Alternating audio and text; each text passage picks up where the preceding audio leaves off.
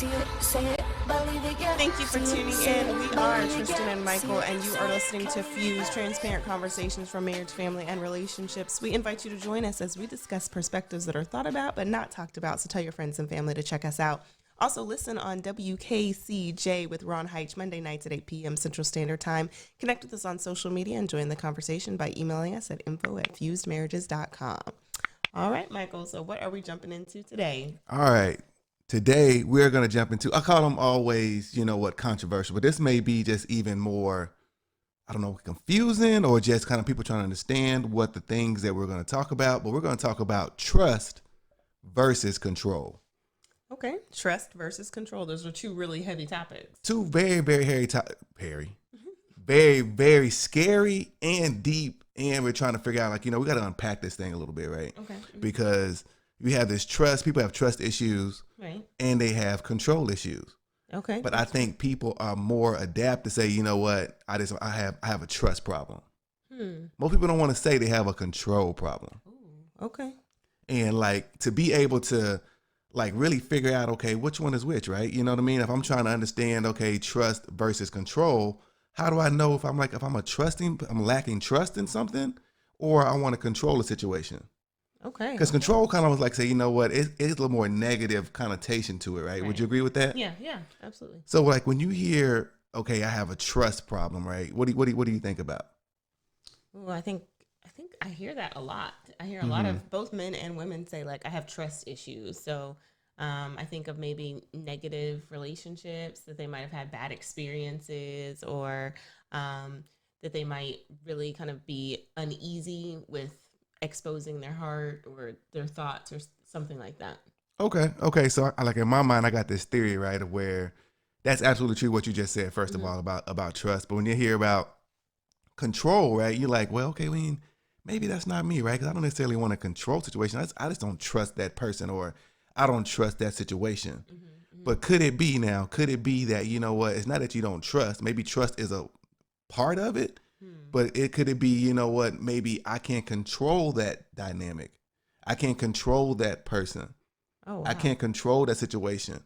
That situation was so painful to me that I want to be able to I got to make sure I can control it so it doesn't happen again. Oh, wow. So you're suggesting that people that say, I'm not a trusting person, that might be true. But further, or possibly, they might also be saying, I can't control, so I'm not interested in investing in that area. Yeah, I think you're right on when you say that. It's I think the first level of hurt is you're not trusting, right? But if you keep getting hurt, then you start want to be controlling of whatever that dynamic is, because that pain was so deep and hurt so bad. It's you know what? No, I can't allow it to happen no more. So when I see a situation that's similar to that, I don't want to just look for something that's hey, that I can maybe step into it. I want to be able to say, I got to be able to manipulate that, at least to my own benefit, so it just doesn't hurt me. Not in a negative way. It's just I want to be able to manipulate it so I don't have that pain anymore. Yeah, I think you said something, because a lot of times we think that control is so negative, because it does have that negative connotation. But what you're saying is there's control, but it's not control for the sake of control. It's control for the sake of preservation. Hey, I was hurt, I was wounded, this happened to me or somebody I love, and I don't want that. So I need to make sure that I put myself in a position where I am ensured this thing won't happen. So you are manipulating circumstances to make sure, hey, we're good.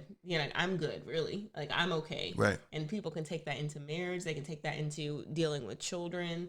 If they witnessed or were a part of an abusive relationship, say, well, they're going to do everything in their power to make sure, no, this won't happen in my world or in mine. So it can have a desirable impact. The end goal is still something that's positive, even though you might be going about it in a negative way. Yeah. I don't think in the cases we're talking about the control of sometimes you have control. People actually are trying to control a person or control a situation in a negative way to get something that's going to benefit them. But I think we're talking about, this is where there's some kind of pain that has actually happened. It's real, because life is about, life's about pain, but life, you deal with pain in life. Sure. And you don't want nobody wants to have to live through that and continue to live through that. So okay, hold up. You know what? I want my kids to be safe. Something happened to my kid before. Now I got to make sure my kid can't even go, down the corner because something happened, 2 years ago. Right. Yeah. Or, even let's get real deep and hairy with it for a second. You know what? My husband had somebody at a job that was flirting with him. Now, you know what? I got to check his phone. He got to call me at lunchtime. He got to, let me know he's going to be 5 minutes late. Right. You controlling it because you got hurt. And now, you know what? It's beyond trust. Now you want to control every aspect of it because you don't want that situation to come up again. Wow. In any kind of way, or at least a situation, that pain to come up in any kind of way. And almost, so we're not talking about manipulative people. We're not talking about somebody that's like, I'm going to twist and turn so that I get what I want. This is all about like, hey, the pain was too great the first time or the second time. I can't risk myself in that way again. And it's really interesting because you were just kind of talking about possible situations. Mm-hmm. I think somebody might almost identify and say, hey, I'm not controlling. I'm just ... I'm just making sure this doesn't happen. I'm just restoring the trust in the relationship. And some of those things are a way to deal with trauma as opposed to really dealing with the trauma, really possibly going to counseling or a therapist or talking those things out. This is a coping mechanism that people are kind of sorting through. Would you agree? No. I think you're hitting it, at least from my mind, how I see it as well. It's like, you know what? I think it could be controversial. I think in my mind, in a relationship, it's okay to have some type of trust issues. Some. Okay, talk me through that. So, and I say some because like typically when you meet somebody, you get to know somebody, like trust is kind of built over time, right? So nobody goes in a relationship and say, you know what? I'm totally trusting and you can know all of me and I give foolish. Be foolish, right? Mm-hmm. So it ends up growing, right? So it's going to be some level of distrust in a relationship. Yeah. And I think a relationship can survive that because you can grow through that. Mm-hmm. Go and grow. Like I said, grow and go through that. How you said it. It just sounded good when I said it. I'm like, hold on. Let me say that again. Grow and go through that, right? Yeah. But I don't think a relationship can survive a control situation where even if it's a control situation in a positive sense in one person's mind, like, hey, I'm just making sure that, I'm just calling it trust, but really I'm going to control what's going on. Yeah.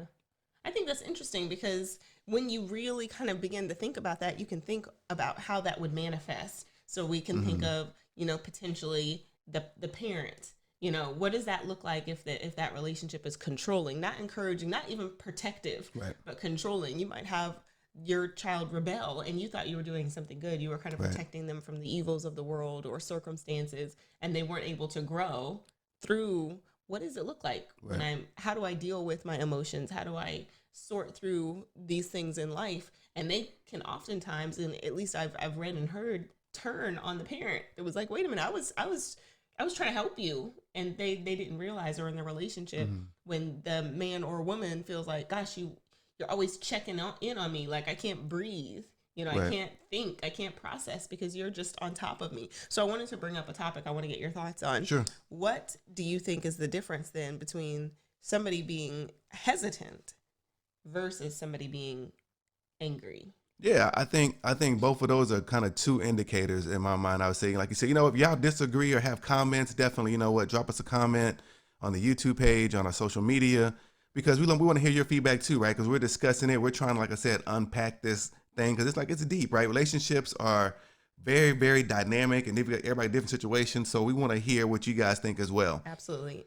Info at fusemarriages.com or at fusemarriages.com social media. Tell it, baby. But hesitant versus anger, I think both of those are kind of like two triggers, right? Of saying, you know what, which end am I on? Which spectrum am I on? Mm-hmm. If I'm hesitant, I would tend to say somebody, they just have some trust issues, right? Because hesitant, you're going to be able to say, you know what, I don't know if I want to go in that direction, but I will. But if the situation is right, you know what I mean? Because you're thinking through and trying to figure out which one may be best for you. Mm-hmm. So you're hesitant. So I look at that as a trust. If you're angry about it, I think that is at least an indicator, not maybe a complete sign of saying that you are controlling it. But like now, I think you didn't turn the page on saying it's gone beyond trust. So talk me through angry? Like, what does that sound like? Somebody that, because if some of us might be like evaluating ourselves, like, okay, where do I fall? Maybe not just evaluating other people. Oh, I know them or them. Like, wait, where am I? So talk me through. I understand. Here we are, hesitant. We're walking carefully through this thing. We're observing the signs pre-marriage, observing like, okay, how do they operate in time? What do they like when they're upset? What do they like when they're frustrated? What do they like when they're happy? You know, just looking as you're progressing through the relationship. Can I trust them with me? Because that's what you're really deciding before you get married. Can I trust this person with my life? Like with where we go from here? Not just my actual physical being in life, but you know, my dreams. Can I trust this person with my thoughts or my experiences or the things that I don't tell anybody with? Are they worthy and able to deal with that? And then you move from that to control, but you're saying that really being angry. So you're linking up control and anger here. Yeah. And I think, you know, anger is based out of fear. And fear is coming in this case scenario, like, you know what, I'm afraid of really going through what I went through in the past. So something has happened, something is triggered, you see some signs, and now, you know what, I'm fearful of allowing something to happen again. Now I get angry in the aspect that it's even approaching that it may happen again. You know what I mean? It's approaching like a scenario like, okay, hold on. They said that last time. And when they said that last time, this happened. Yeah. And you can almost check yourself if you're asking yourself, or I'm asking myself, like, okay, which category do I fit in? How quickly do you snap? Do you get upset? Like, okay, he didn't call you. Now you're chewing him out. Like, hold on, I was only 10 minutes away.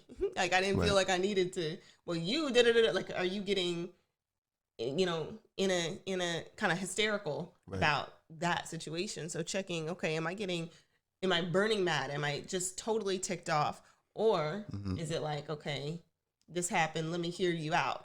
Hey, you know what? I really struggle with this, so we just need to make sure we're consistent so that I can grow through this. Right. And if you hear yourself having those conversations, if you're able to check yourself and say like, okay, I just got hot at them for doing this thing, maybe that's a controlling tendency versus just a hesitation or a trust issue. Let's bring up another one. Let's do it. Questioning versus despising. Yeah. So, I mean, again, I look at trust as being like, okay, I'm just going to question a situation where, you know what, is it right for me? Or is it similar to what's going on? I'm really doing some kind of analytical thinking and emotional thinking and really trying to figure out, okay, can I step into it? I'm not running full-fledged and saying, okay, yeah, I'm going to run into it, but I'm willing to say, okay, you know what, I may step into it if situation is right. So are you talking pre-marital, or what if there are people out there that say, hey, I got married and this is how I am now, or we had problems after we got married, certain things happened that caused me not to trust my spouse or trust the situation anymore. How do you distinguish that? What do you do? Yeah, I think every relationship goes to this. I don't care if you just started dating within the first week or if you 20 years in. I think we human, right? So we got all kind of stuff we're going through, and like ourself, we change as people. Our relationship changes, our connections with our family changes, and it's like, okay, man, I gotta like be able to digest all this stuff. Life changes. You got, you know, situations where you can't even control. With, you know, we got the coronavirus going on. We can't control that. But some people can be like, man, okay, you know what? I'm not going, you know, around the block because they're afraid. I said control is based off of fear. You know what I mean? Really, you're just fearful of like something happening. So it's not based off of something negative. It's just like, I'm fearful that, like, you know, I don't want anything to happen to you or my kids. So, you know what? Don't leave the house, or don't even go to around the corner. Like, to me, that's a control thing versus saying, okay, you know what? We got to be trusting, like, okay, hey, can we at least, you know, safely go this? We got to do, we can't like stop our lives completely. Yeah. But we got to be safe about it. Balance things, having balance. And I think it's interesting that you brought up, you know, relationships go through ebbs and flows, every relationship. So whether it's your parents, or you being a parent, or friends, spousal relationships to go through these ups and downs. And in those, we have the opportunity to create trust, particularly when we're on a downslope, when something negative happens in life, and we're able to say like, okay, how do we recover from this? You can build trust, or you can destroy trust in those times when you're going through a downslope, when I needed you and you weren't there. But there is still always the opportunity to converse about it and to connect about it and to kind of really work through some of those things, but it is work that you have to be willing to do. Some people want to put the Band-Aid on and be like, okay, I'm just going to ignore this. You know, it might be infected, but it has a Band-Aid on top of it. Like, that's not going to get out the infection. Like, my mom used to put peroxide, and I do it to my kids now. But you put some peroxide on and it bubbles up and be like, okay, that's the infection getting cleared out. I don't know if that's scientifically true, but that's what we were told. It makes sense.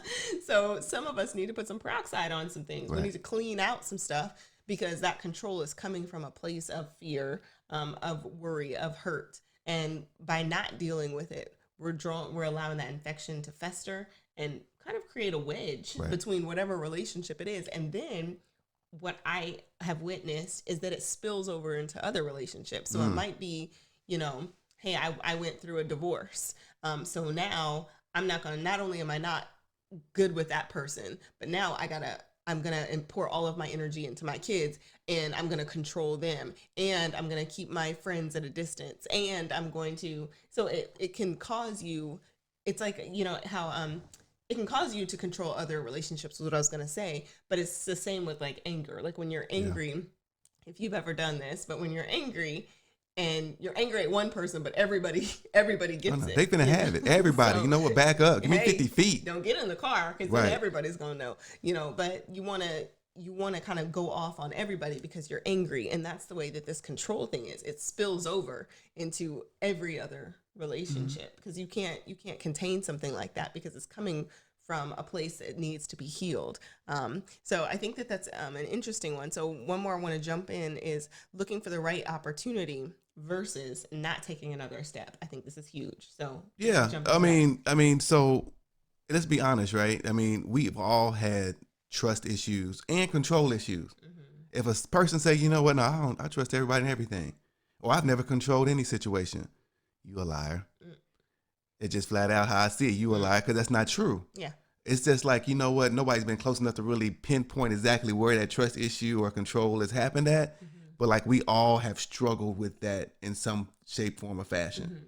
Right. So like to be able to look at it and say, you know what, where can I grow and be different in trusting more with let's start with your family, right? With the people that you love the most. Yeah. Right. And you may have been hurting. Like you said, I like what you said, going back what you're talking about, the peroxide and healing. It does take healing to do that, right? To get to the point where trust is not as big a deal as it was yesterday or last week or last month or last year or however long, 5 years ago. You know what I mean? That trust got broken along the way, and now it's like it has to be fixed.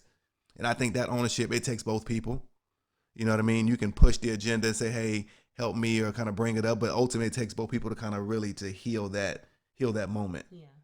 Yeah. And some of this can happen pre-marriage. Like we've talked about other relationships, and what popped up in my mind as you were talking is there are people that have trust issues that were almost inbred with them. Right. So if you were raised without either parent, if you were raised by your grandparents, or you were adopted or a foster child, or if you were not raised in like a two-parent household, you can have trust issues that you really didn't have anything to do with. Or if you're raised by somebody that's wounded, all of us have something, but they could have put that into you, and now you have issues that you didn't know. One of the things that I think about, now it is our responsibility to heal from that. Like no matter where we started, we have to be responsible for our own lives. But even, you know, you kind of look at like racism or sexism, those kinds of things that might have been something that was taught to you, that you might have not yourself taken on, but it's still your responsibility to fix it. It's your responsibility to make a change. So in this, even with control, there you can identify the point at which it happened. I was in this bad relationship, or I was always this way.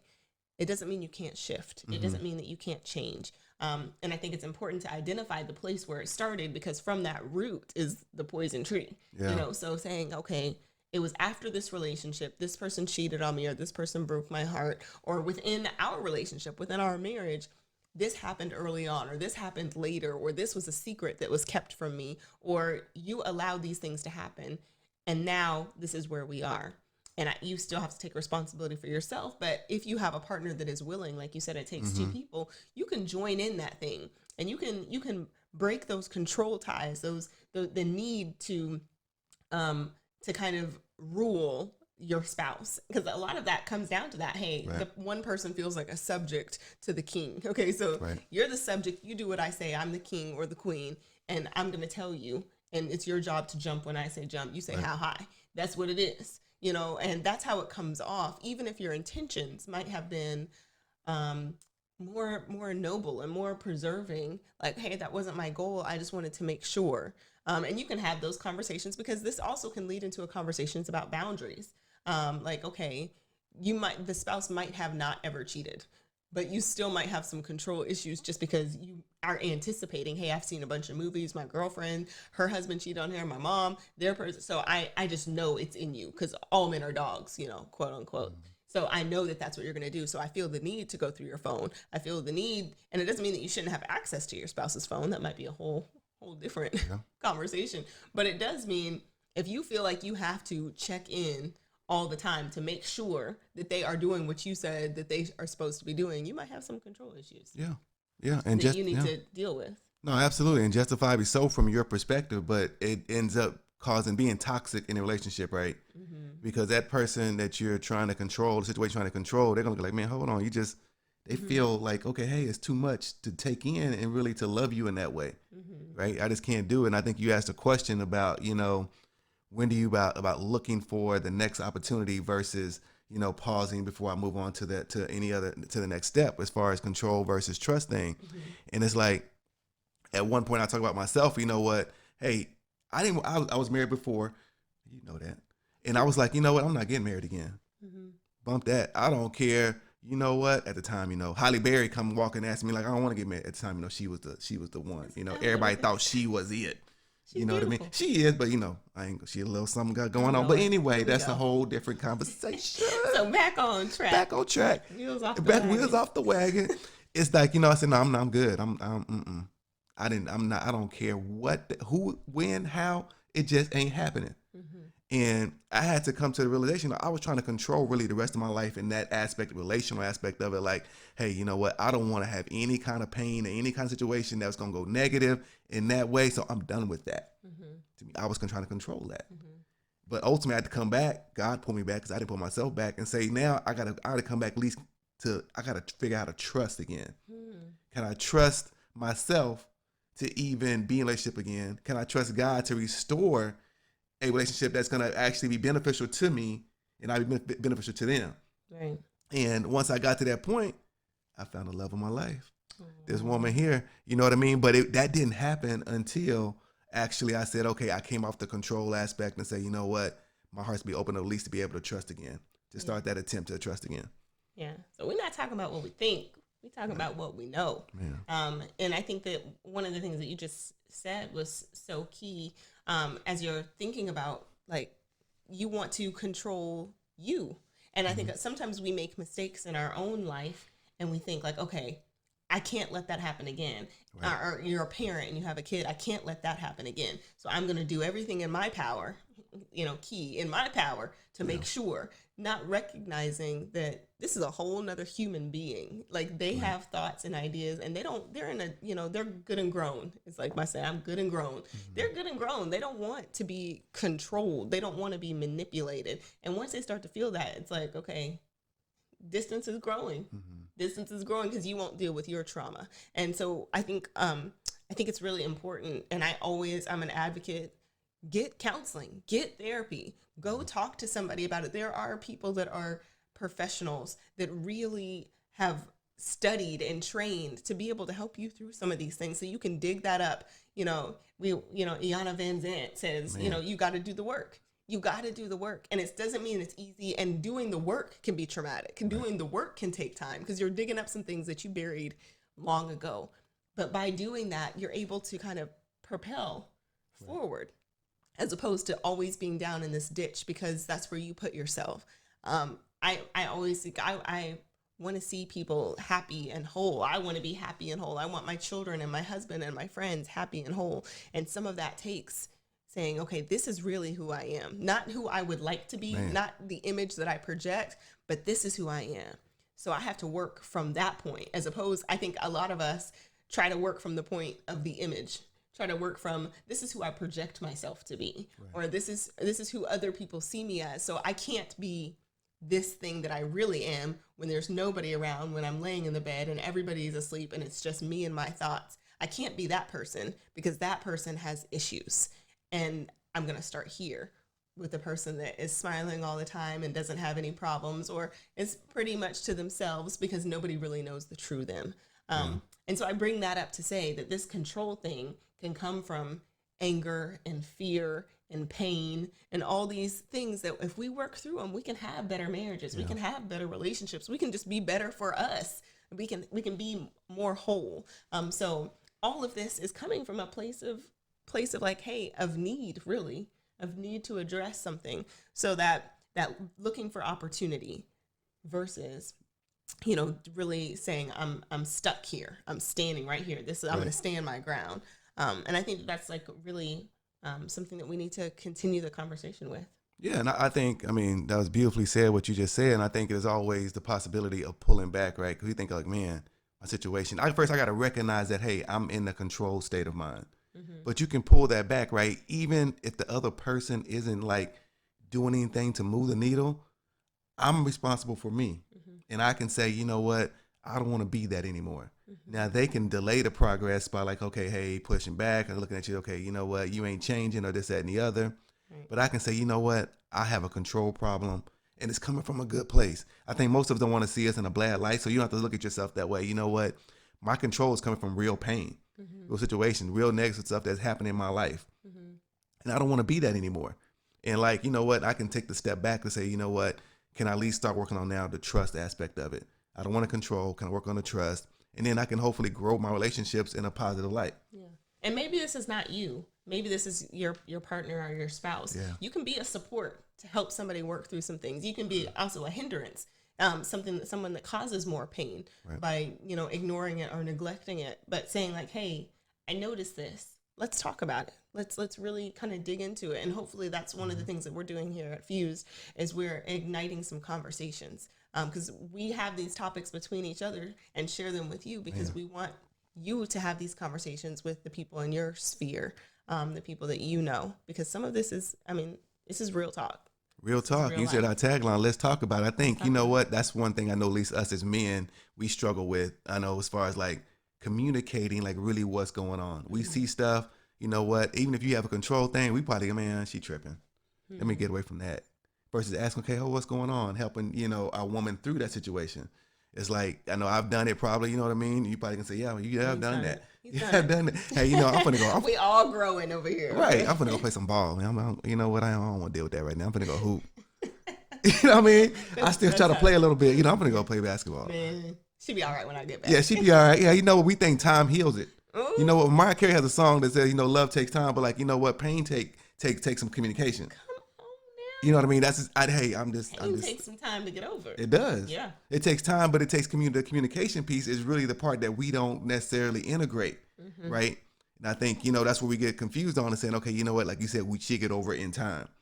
But no, she get over it in time and communication. Ooh. Let's put that on there. That's real. Yeah. So it's not just that time heals all wounds. Right. You know, work heals some wounds. Yeah. Talking about put it in. You have wounds. to. You have to. You have to. If you I'm learning that. Things. We all learn. Yeah, I'm learning that. So I'm learning that with everybody else out there. We're just trying to make it happen for every relationship that's really trying to go in a positive light. You know what I mean? Dropping stuff that we've been through, people that we've talked to, just our life experiences, and like really just trying to integrate that all into one conversation. Because it is. It's like I say, women are spaghetti. It's the book. Women are spaghetti. It all connects. Men might be waffles, but you still dealing with some stuff in each of those boxes. So we just have to learn how to communicate on those. We're talking about it all because it all matters. So we want you to have these conversations as well. Control, dealing with control and what that looks like and how to get over it and how to recover from it. So thank you guys for joining us. Make sure that you connect with us on Facebook and Instagram. Check out our website for more content and resources, fusionados-Charla. Let's talk about it. You're listening to Fuse with Tristan and Michael.